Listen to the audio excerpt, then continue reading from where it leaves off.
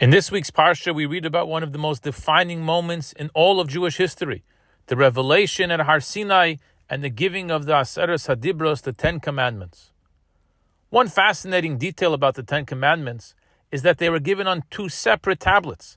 5 were etched on one stone, and 5 were etched on the other stone. And our rabbis explain that the first 5 commandments focus on Bein Adam LaMakom, our responsibilities between us and Hashem, while the second 5 focus on Bein Adam LaChavero, our responsibilities toward one another. But this raises a simple question. Why not carve all 10 onto one single stone? Why did God divide them at all? Perhaps Hashem was teaching us something profound here.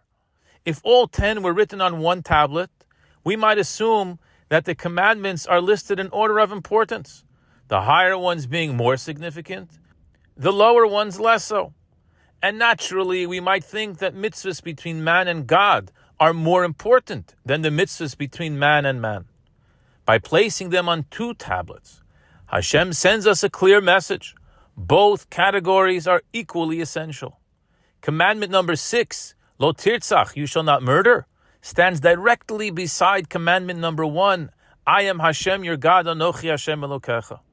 The Torah places them shoulder to shoulder to show that respecting human life is just as holy, just as divine, as believing in God Himself.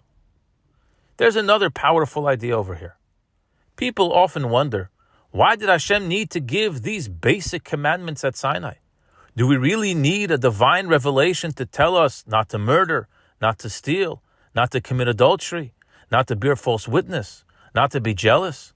Aren't these obvious basic mitzvahs? But this week, the world was reminded why these mitzvahs had to be carved into the stone. One of the most talked about news stories in the country has been the kidnapping of Nancy Guthrie, an 84-year-old woman taken from her home. The story is everywhere because she is the mother of one of the most well-known news anchors in the country.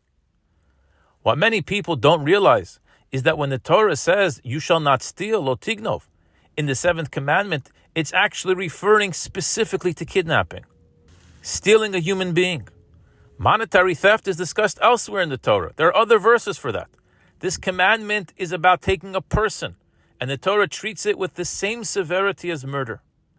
And when we hear about an elderly woman being kidnapped, we can't help but think back to the horrific images of October 7th. Elderly men and women being taken into Gaza on motorcycles. We know too well the pain that this causes families, communities, and even an entire nation.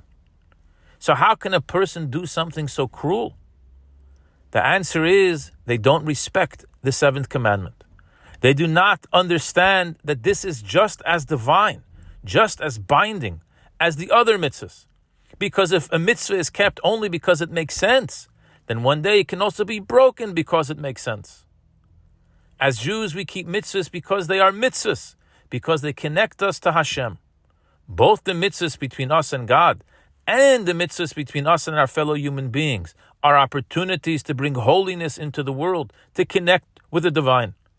And so as we read Aseres Hadibros, the 10 Commandments this week, we're reminded that holiness isn't found only on the mountaintops. It's found in the way we speak to one another, in the way we treat one another, in the way we value one another.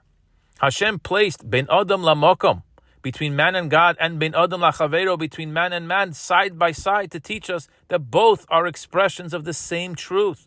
Every human being is created b'tselem Elokim, in the divine image. And when we see a world where even the most basic commandments can be violated, where kidnapping, violence, and cruelty still make headlines, we understand why these mitzvahs had to be carved into stone at Sinai. They are not obvious. They are not basic. They are divine. They anchor us to a higher moral standard that doesn't shift with logic, emotion, or convenience. Our task is to live both halves of the tablets with equal devotion, to strengthen our relationship with Hashem and to strengthen our relationship with each other. When we do that, we don't just remember Sinai, we bring a little bit of Sinai into the world around us. May we merit to live lives that reflect both sets of commandments, and through that bring more light, more dignity, and more kedusha into our families, our communities, and the entire world. I wish you a good Shabbos.